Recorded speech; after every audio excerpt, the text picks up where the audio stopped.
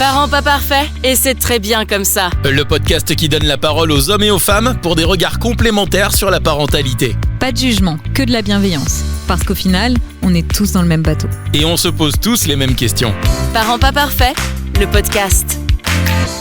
Ce qui m'a beaucoup aidé, c'est que j'ai eu des potes qui se sont retrouvés vraiment dans les mêmes situations et on se retrouvait entre potes à parler, à dire putain mais c'est la galère et ouais carrément. En fait, vous faisiez des cercles de papa, un peu quoi. Déliés, quoi. Ouais, finalement c'était des cercles de papa et on se trouvait Papa blues, autour tu vois, regarde.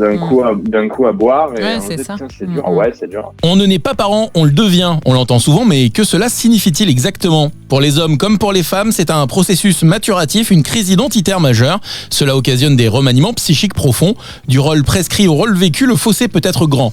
Nous allons questionner nos invités sur ce qui a été difficile pour eux hier et aujourd'hui. Est-ce que cela s'anticipe réellement de devenir parent ? Qu'est-ce qu'on devrait savoir avant la naissance et l'arrivée d'un enfant ? Si l'on sait aujourd'hui qu'il faut un village pour devenir parent, la solitude est encore trop présente. On en parle aujourd'hui avec nos invités.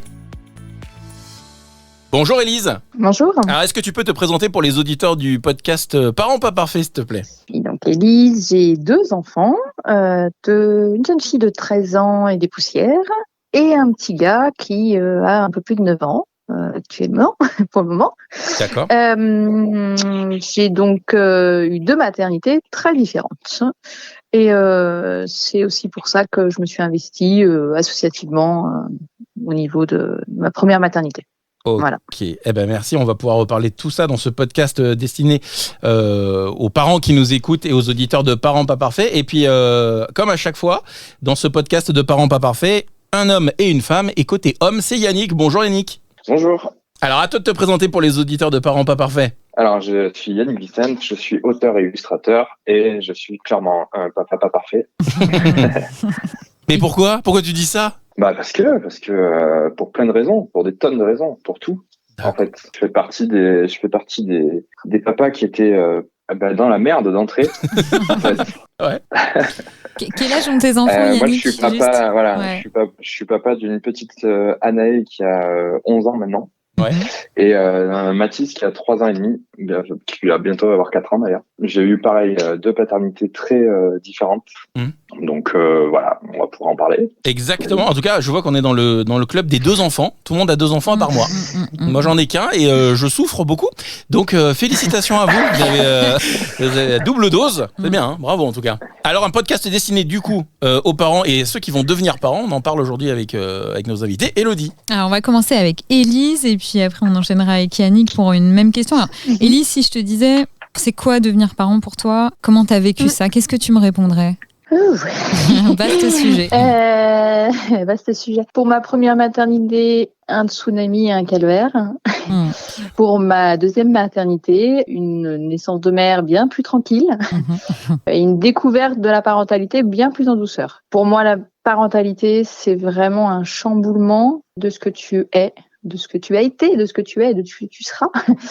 Ça modifie toutes tes priorités, ça t'oblige à te recentrer sur toi aussi, hein, pas qu'autour de la famille et des enfants. Et voilà, et puis à faire des pas de côté aussi assez souvent.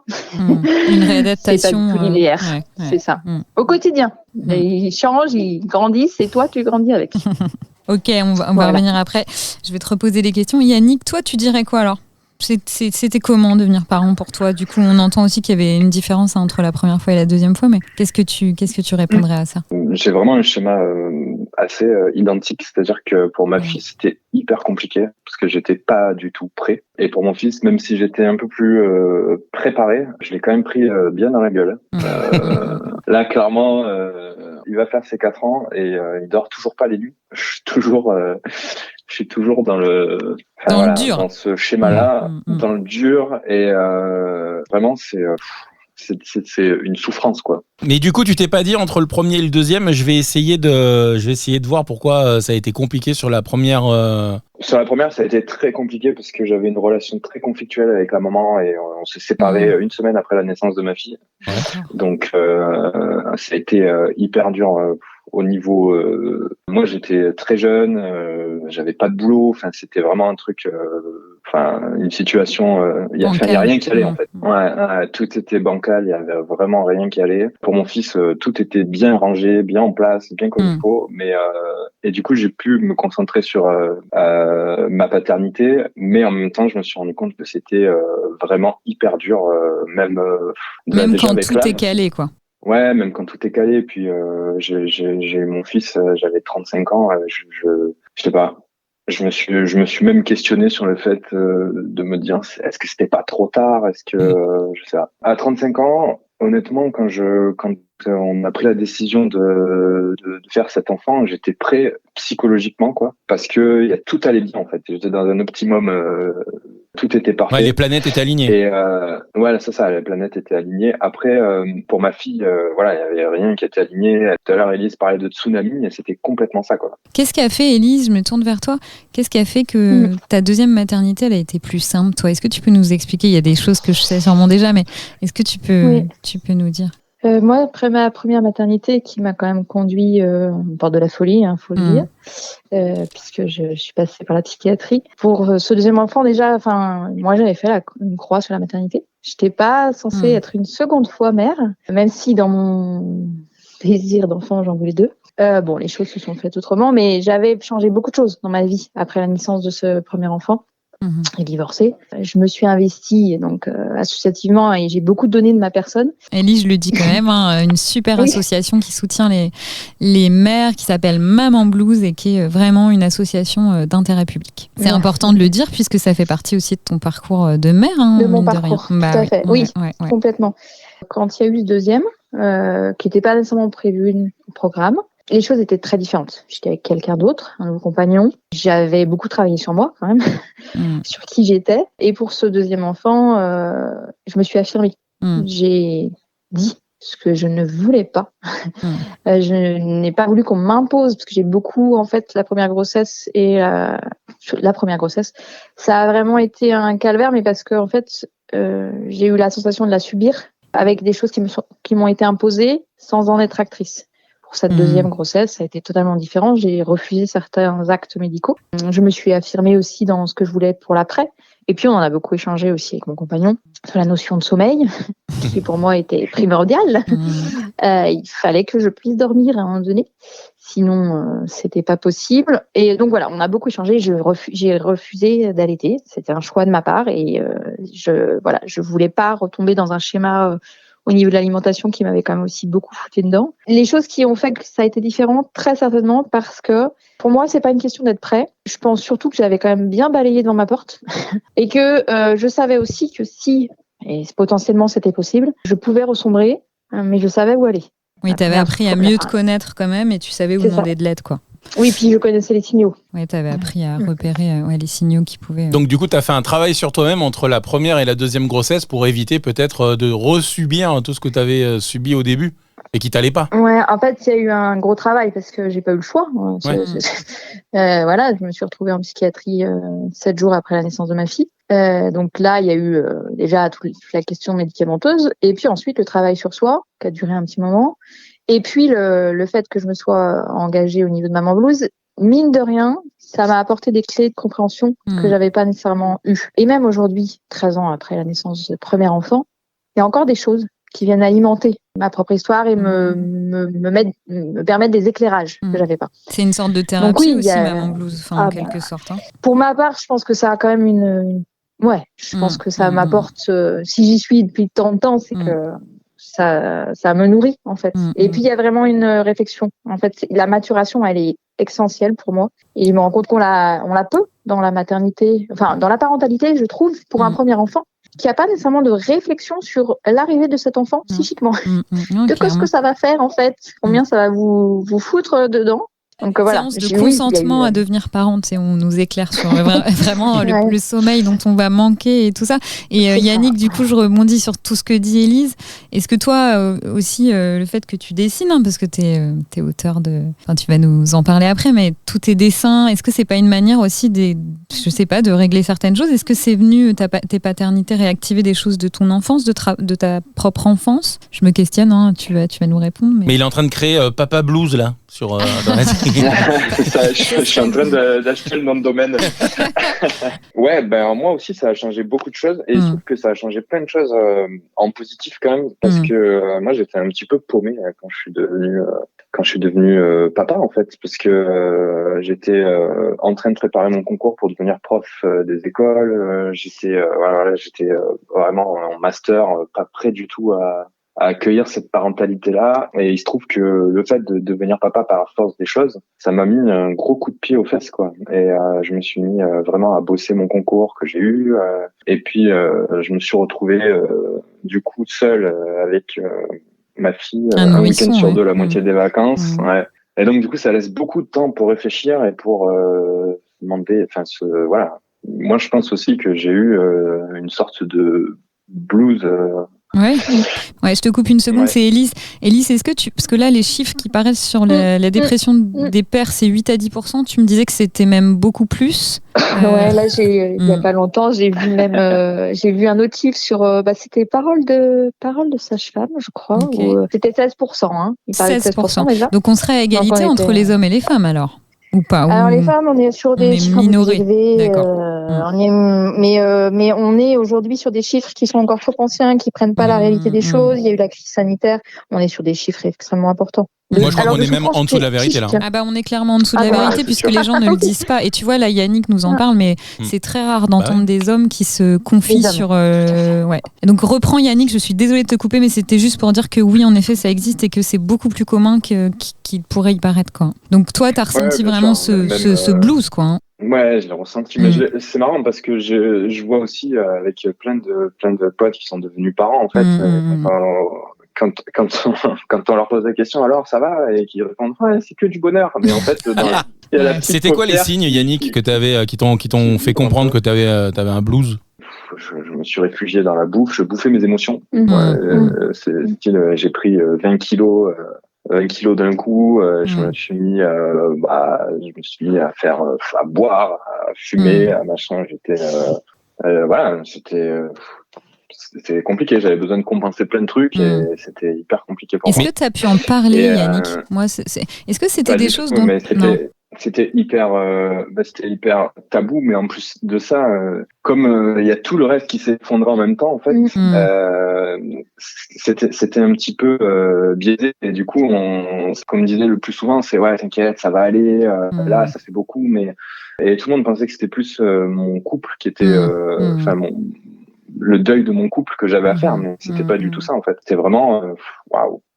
Prendre ça et puis vivre seul aussi, hein. C'était très complié. Mais comme je disais, ça m'a donné quand même la force. Ça m'a donné quand même aussi la force d'un côté de me sortir un petit peu de ma zone de confort, d'aller de préparer mon concours avec peut-être un peu plus de force.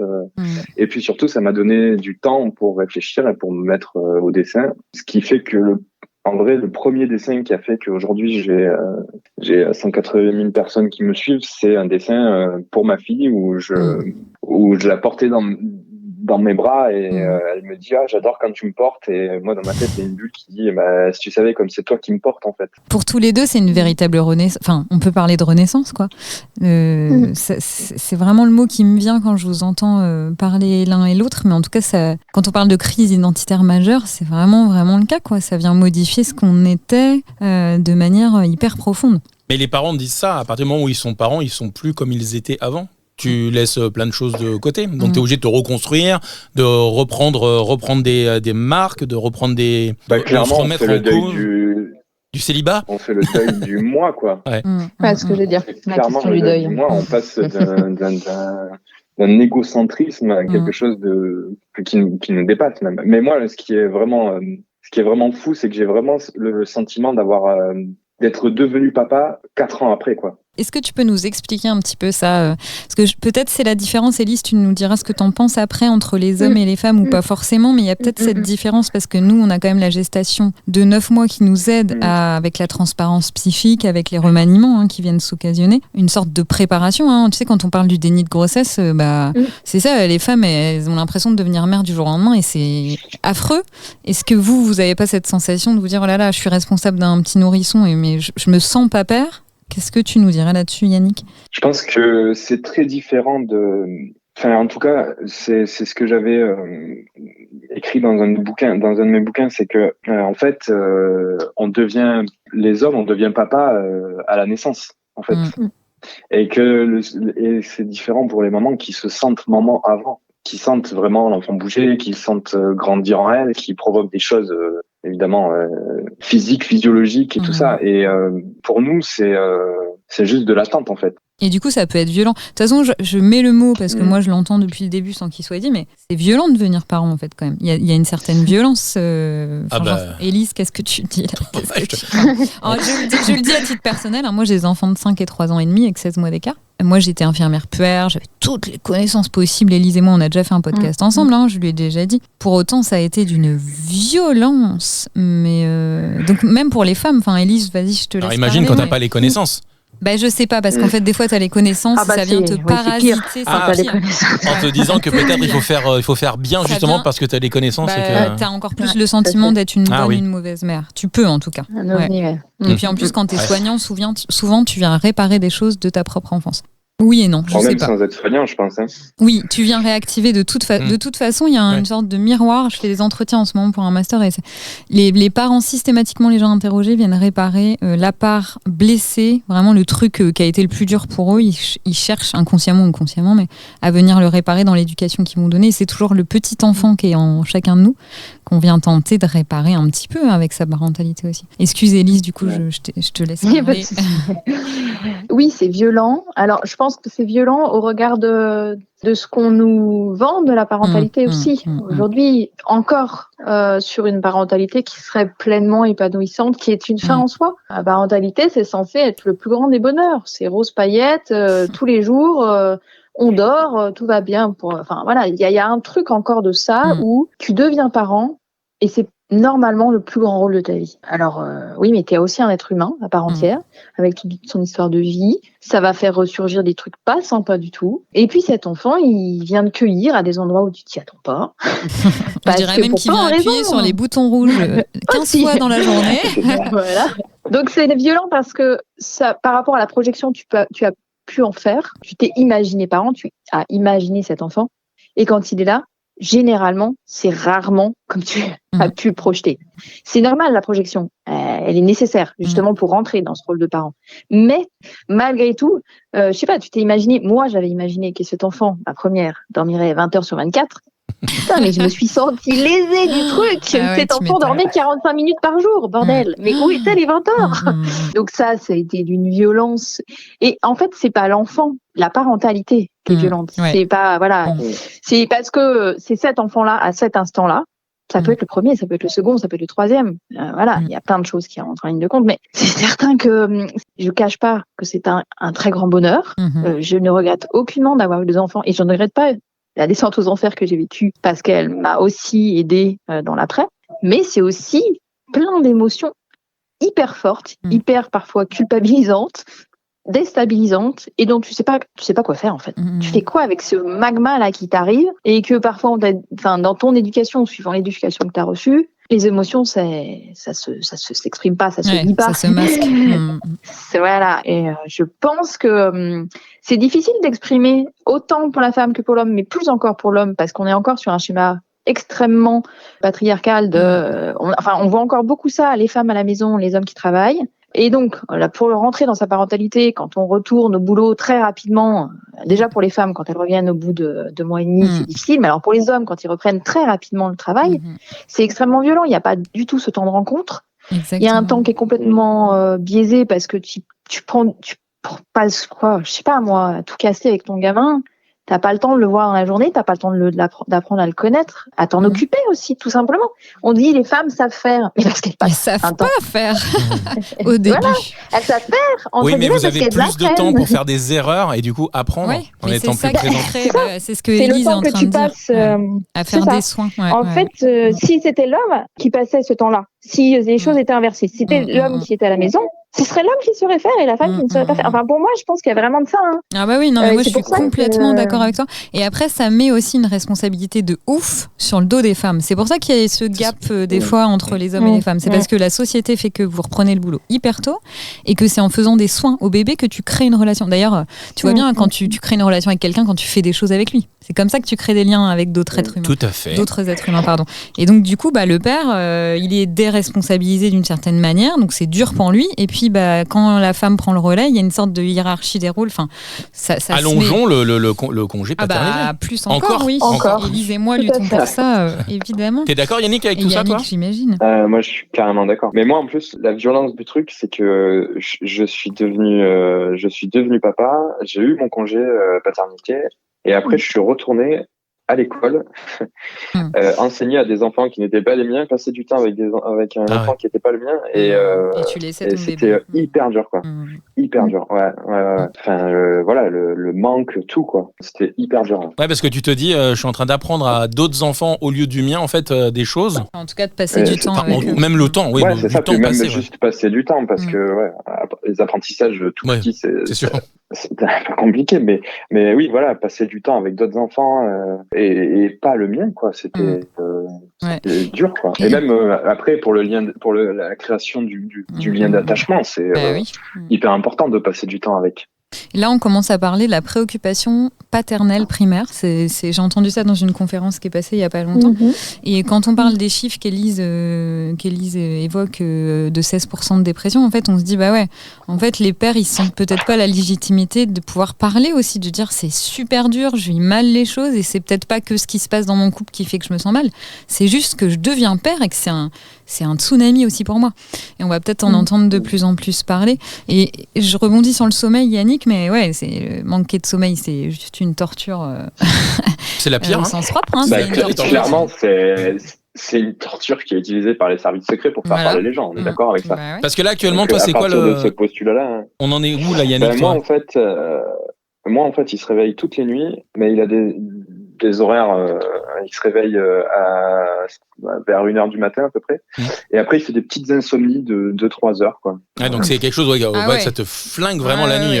C'est mortel. Ah oui, bien sûr. Je pense que le pire truc, j'ai vécu des choses, il s'est blessé très jeune, il a été hospitalisé, il a eu 2 opérations où il a été anesthésié général et tout. Ça a été très dur, mais pour moi, franchement, le plus dur, c'est le manque de sommeil, quoi.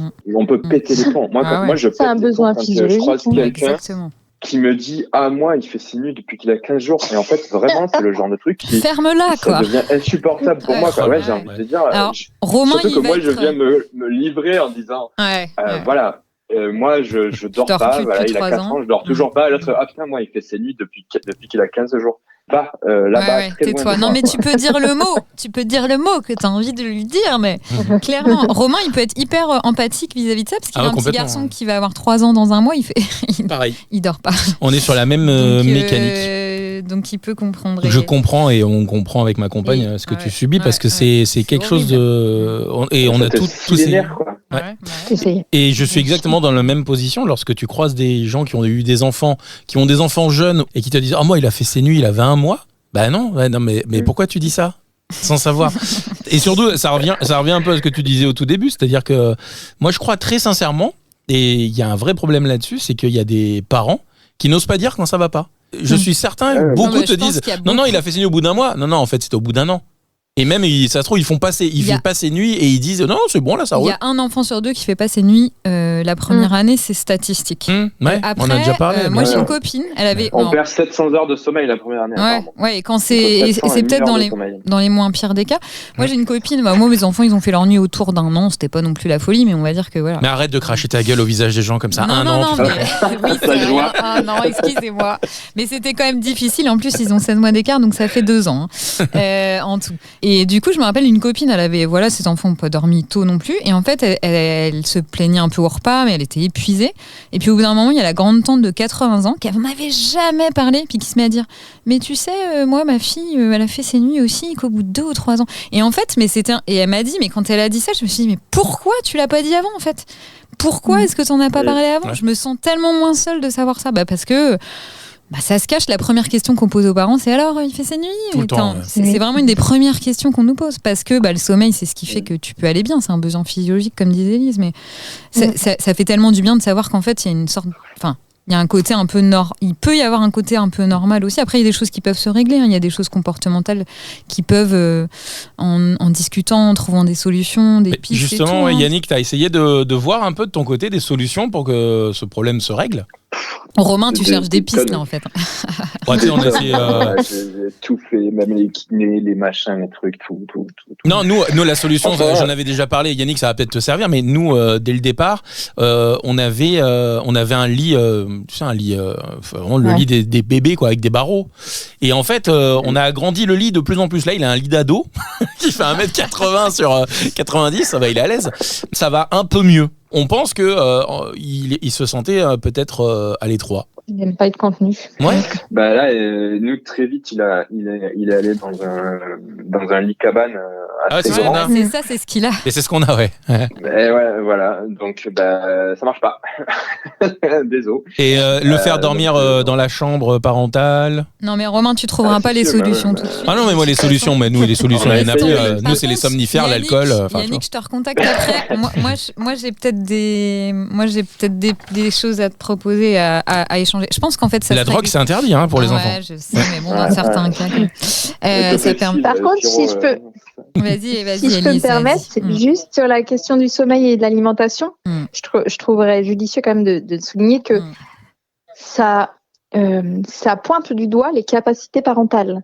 Vous n'êtes pas capable de le faire manger ni de le faire dormir, exactement. Vous êtes de mauvais parents. Mais que foutez-vous? Normalement, chez nous, il dort, pas chez vous. Donc, ça appuie. Tu disais, les enfants, ils appuient sur des boutons. C'est un peu ça. En fait, c'est tout simplement... ils nous entendent en parler toute la journée, en plus.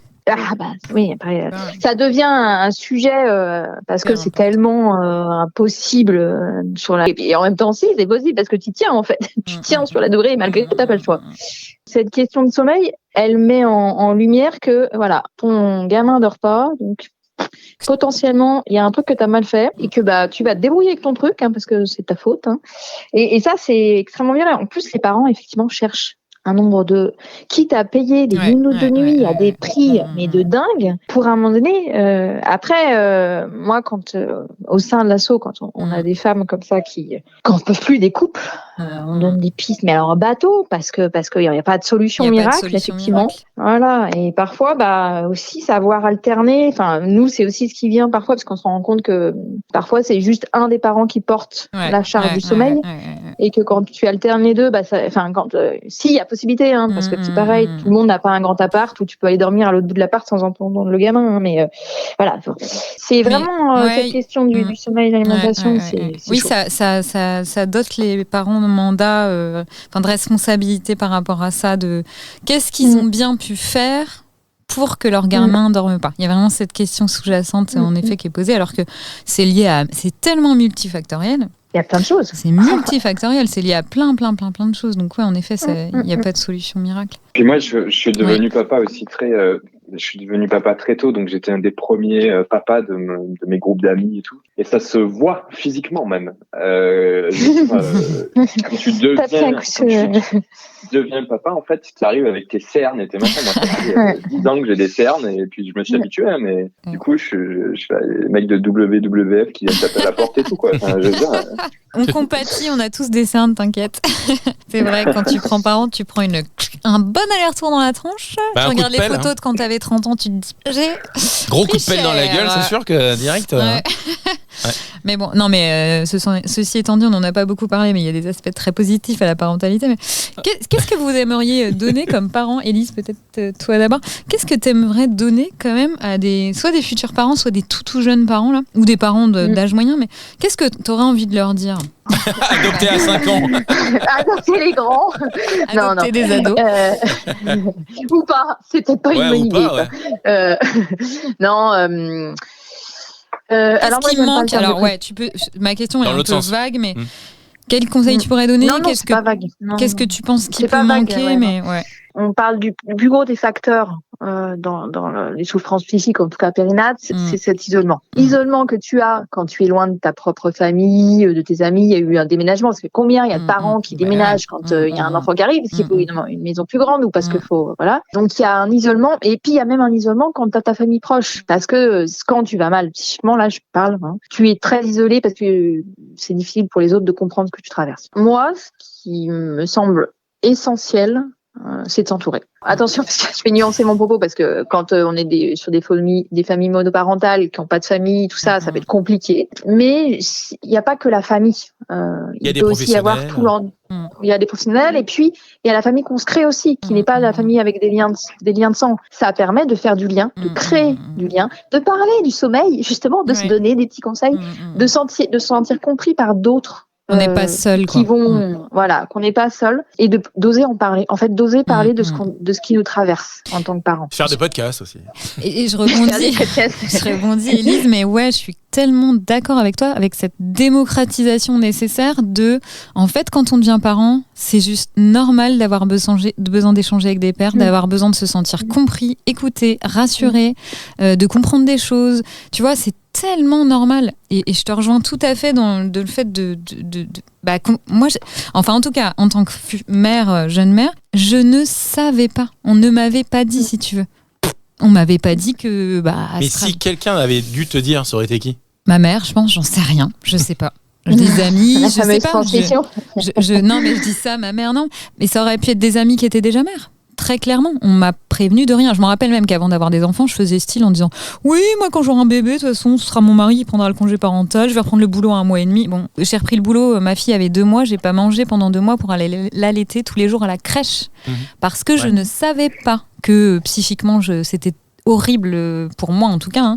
Donc, pour le deuxième, après, il y a des choses que tu sais quand même, mais je pense qu'il y a un travail de prévention aussi à faire sur tout ça. Mais je te rejoins tout à fait dans ton constat, vraiment. Et toi, Yannick, de ton côté, qui pourrait, d'après toi, conseiller les papas du coup? Parce que c'est un peu différent des mamans, je trouve, au niveau des conseils et des points d'entrée.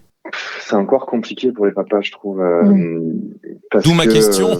Parce qu'on en parlait, il y a vraiment un problème derrière de mascul hyper. Les papas, quand ça devient papa, ça continue à se laver avec de la lave de volcan et ça porte son enfant sur son épaule et machin. Mais en fait, c'est compliqué. Moi, en tout cas, les groupes de parole, j'en ai pas entendu parler. Ce qui m'a beaucoup aidé, c'est que j'ai eu des potes qui se sont retrouvés vraiment dans les mêmes situations et on se retrouvait entre potes à parler, à dire putain mais c'est la galère, et ouais carrément. En fait, vous faisiez des cercles de papa, quoi. Déliés, quoi. Ouais, finalement c'était des cercles de papa et on se retrouvait Papa Blues, tu vois, regarde. D'un coup à boire et on c'est disait, ça. putain, c'est dur, ouais c'est dur. J'ai un pote par exemple qui est dans un parcours PMA là. Avec sa compagne, et je trouve ça c'est super parce qu'il galère à avoir un enfant et tout, et c'est trop chouette, et lui il est en mode moi vraiment je voudrais en faire autant que je peux en avoir, si j'en ai 5-6 ce serait le top et tout. Ce mec est fou. Et non, il sait pas ce qu'il attend. Et en fait ce qui est génial c'est que moi je sais, je lui dis pas vraiment, je lui dis que c'était dur déjà et tout, mais je dégoûte pas quoi, mais je lui dis juste temporise mec, vraiment, attends un peu, voir comment ça se passe, temporise. Mais je pense qu'après le premier déjà il va comprendre. Il va revenir te voir, il va te faire en fait Yannick, c'est bien, non? Je comprends maintenant, mais n'empêche que tant que t'as pas expérimenté, c'est difficile mais c'est pas comme sur Amazon, tu peux pas le renvoyer là, t'as pas le choix. Et puis surtout tu vis pas les choses, c'est l'expérimentation qui te fait comprendre, souvent après il y a des choses comme ça, mais tu vois Yannick, alors je te pose une... vas-y Élise, excuse-moi, vas-y. Ouais, juste sur ce que souligne Yannick, je trouve que c'est important de rebondir, c'est que les femmes et les hommes, ils se retrouvent pas de la même manière. Les groupes de parole que nous on anime au sein de l'asso, c'est dans des lieux un peu confidentiels, intimes, tout ça. Les hommes, ils vont pas se retrouver de la même manière. Dans un bar, ça peut le faire. Autour d'un coup à boire, parce que c'est enfin, la parole est pas, elle se fait pas de la même manière. Et parfois, il faut aborder des sujets, on est autour d'un coup à boire, on parle, je sais pas quoi, peu importe. On va pas faire le truc stéréotypé, mais par exemple, on parle sport. Et derrière, au détour à un moment donné, ça va se déliter, enfin, c'est pas se déliter, arriver sur le tapis, quoi. Voilà, j'arrive plus à savoir le mot. En fait, tu veux dire qu'ils se réunissent pas pour ça. En tout cas, la parole va se délier. Voilà. C'est pas la raison première, enfin, en tout cas. Ils se réunissent pas pour parler de ça. Alors moi je vais je pense que c'est quand même je pense que mine de rien c'est la raison qui c'est la raison mais qui est cachée. Oui. Oui. Alors moi je vais modérer un tout petit peu et je suis tout à fait d'accord, mais je me suis quand même rendu compte. Alors Élise, franchement, les cercles de parents, on a 80% de femmes, très clairement, 20% d'hommes. Mais quand les hommes viennent, quand ils franchissent le cap de Vienne, parce que ça éclaire les points de vue, parce que les femmes, si elles parlent tout le temps qu'entre elles, tu vois, on est quand même dans un certain point de vue, un angle de vue. Et quand il y a les hommes, ça vient éclairer aussi ce qu'ils peuvent vivre, ce qui peut être difficile pour eux. Mais pour les faire venir, il y a encore j'en sais rien, je sais pas si ça va changer, mais je pense qu'ils se retrouvent pour ça, t'as raison Yannick. Mais caché derrière autre chose. Très honnêtement, je crois que s'il y avait des cercles... Alors Romain, t'es venu au 5 de parents. Ouais, exact, ouais. Mais je crois honnêtement que s'il y avait des cercles de parents, mais interdits aux mamans, faut pas le tourner comme ça, faut pas le vendre comme ça. Mais il y en a déjà eu. Il y en a des cercles de papas. Il y en a déjà. Il y en a. Mais ça fonctionne pas toujours, malheureusement. Pas toujours. En plus. Comment c'est proposé, comment c'est présenté, qu'est-ce qui se passe ? C'est des temps de parole de père, mais mine de rien, c'est la même démarche. C'est-à-dire qu'il faut qu'ils franchissent le cap d'aller parler de ce qui peut leur poser difficulté. Ouais. Donc c'est pas forcément... Et c'est vrai que moi, je trouve ça génial qu'il y ait, par exemple, le Maman Blue. C'est vrai que toi, Élise, tu fais beaucoup de cercles de femmes. Je trouve ça génial qu'il y ait des cercles de femmes. Je trouve ça génial qu'il y ait des temps pour les hommes. Mais je trouve ça aussi cool parce que la parentalité, mine de rien, c'est un truc qu'on fait à 3. Excuse-moi, mais si on se parle jamais, on n'arrivera jamais à se comprendre. D'accord, mais m'engueule pas, Élodie. Non, mais je te le dis, quoi. Mais m'engueule. Mais j'ai l'impression que c'est tellement pas commun. J'ai l'impression que c'est tellement pas commun chez les hommes aussi que inconsciemment, je suis en réflexion, mais je me dis pour qu'un mec se retrouve dans un cercle de parents, je me demande si l'impulsion ne vient pas forcément d'une maman qui lui dit tu devrais aller faire un tour si tu veux la réponse, c'est un grand oui. C'est un grand oui, évidemment. Ouais. Évidemment. Pas tout le temps. Et juste très souvent. Très souvent. Juste, j'ai trouvé aussi, j'ai pas rebondi tout à l'heure, mais sur ce que disait Yannick sur la manière dont lui il avait traversé pour son premier enfant, ce qu'on retrouve chez les femmes et chez les hommes en termes, alors on va dire de symptômes, j'aime pas le terme, mais en tout cas la manière dont ça peut se manifester. Et pour le coup, chez les hommes, on a effectivement des addictions qui se développent. Il peut y avoir, c'est pas du tout, c'est pas une généralité, mais en tout cas c'est pas les mêmes manifestations et c'est moins visible que chez les femmes. Se noyer dans le travail, ça dépend, parce que moi, quand je suis réfugié dans la bouffe, c'est ça. Oui, mais bon, voilà, t'étais un jeune papa qui venait de se séparer, t'avais un petit à t'occuper, et pour le coup, ça pouvait expliquer le fait que tu prennes du poids. On n'expliquait pas nécessairement le truc par... C'est ça, et puis Yannick, les 20 kilos, tu les as pas pris en une journée, quoi, tu vois. Donc, Non, mais je les ai pris très rapidement. Tu sais qu'il y en a, ils se noient dans le sport, toi c'était dans la bouffe, pas de bol. Voilà. Et il y en a d'autres qui se noient dans le travail. Absolument. C'est un peu plus le cas aujourd'hui, quoi. Ouais. Le dur ne durera pas tout le temps. J'ai pris mon congé... là, je suis en congé paternité. Parental, en fait. Je suis en congé parental et mon fils a 4 ans, il est à l'école, quoi. Donc j'ai arrêté mon boulot de prof, je dessine, mais sinon je suis en congé parental, quoi. Ouais, mais t'es super créatif et tu fais bouger des choses à d'autres niveaux, donc c'est une activité à part entière. Et puis ce qui est bien aussi, c'est de se rendre compte en fait qu'on fuit, c'est pas le mot, mais en tout cas qu'on se réfugie dans un échappatoire qui peut nous faire du bien, mine de rien. Déjà, s'en rendre compte, c'est déjà un pas en avant. Tu prends conscience de certaines choses, Romain ? Tu sais. Bon, on va régler ça après.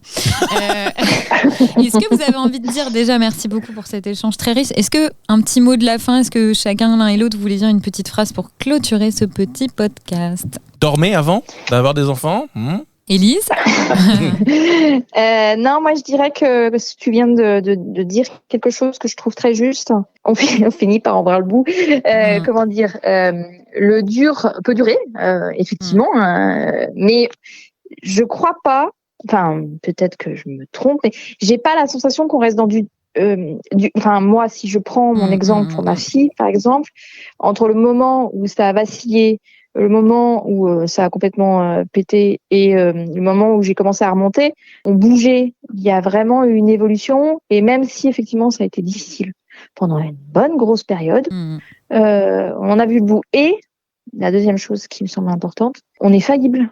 On a le droit, en fait, on est légitime de pas être bien en des moments, de pas être au top de la performance, on n'est que des parents, avec tout ce que ça comporte. Et que c'est pas la première fois qu'on dit ça. Et que l'enfant a aussi son... Non. Et puis l'enfant est aussi ce qu'il est. Enfin, il vient au monde dans une famille, mais il a aussi son propre caractère. Tout à fait. Et voilà, je pense que il n'y a pas que de soi. Tout ne provient pas que de soi. Non, donc, l'enfant, c'est pas un mur blanc qui vient. Il a déjà des choses inscrites en lui, évidemment. C'est ça. Et donc voilà, moi je dis juste que pour ma part, et c'est ce que ma première maternité m'a vraiment appris, c'est que j'étais faillible, que je pouvais chuter, mais que je pouvais aussi remonter. Ouais. Et que c'était OK. Et que l'important, c'est de se relever. Merci beaucoup, Élise. Yannick, est-ce que tu veux nous dire un petit mot de la fin ? Quelque chose que tu as envie de dire ? Bien sûr. Pour moi, je pense qu'il faut vraiment se détacher de l'image de la famille parfaite et idéale qu'on voit sur Instagram, avec la maison hyper bien rangée, les parents qui sourient en faisant à manger avec leurs gamins. Enfin, moi, quand je fais à manger avec mon fils, ma cuisine, après, c'est un chantier, quoi.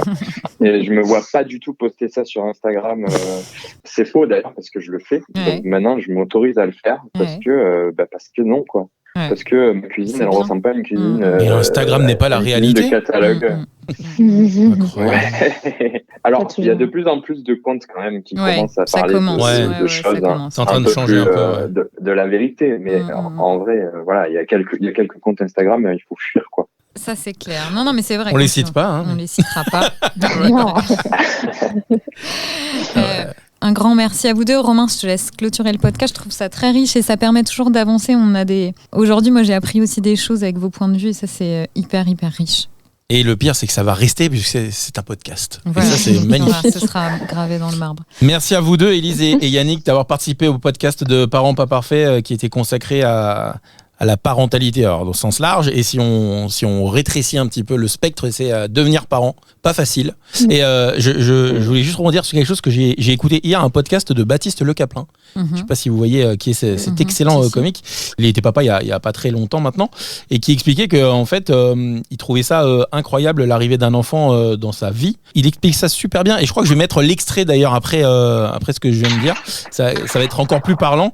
Voilà, ça sera beaucoup plus simple pour les gens pour qu'ils comprennent ce qu'il a dit. C'était vraiment particulier et très touchant. Vous serez obligés de réécouter du coup le podcast, Élise et Yannick, pour savoir ce qu'a dit exactement Baptiste Le Caplin. Avoir des enfants, surtout des filles, moi je voulais que des filles, donc je suis trop content. Mais c'est en fait, c'est un truc assez... C'est très réconfortant d'être avec sa fille et de se dire, c'est génial que quoi qu'il arrive, je serai toujours en amour avec cette personne. Peu importe ce qui se passe. Elle peut me trahir, il peut se passer n'importe quoi. L'amour que j'ai pour elle, il est éternel. Ce que tu n'as pas avec ton conjoint ou ta conjointe, tu te dis, je peux l'aimer, elle peut me quitter, voilà. Ta fille, donc tu regardes ce petit bout comme ça et tu te dis, toute la vie, je sais que je vais l'aimer. Et ça, c'est un CDI de bonheur.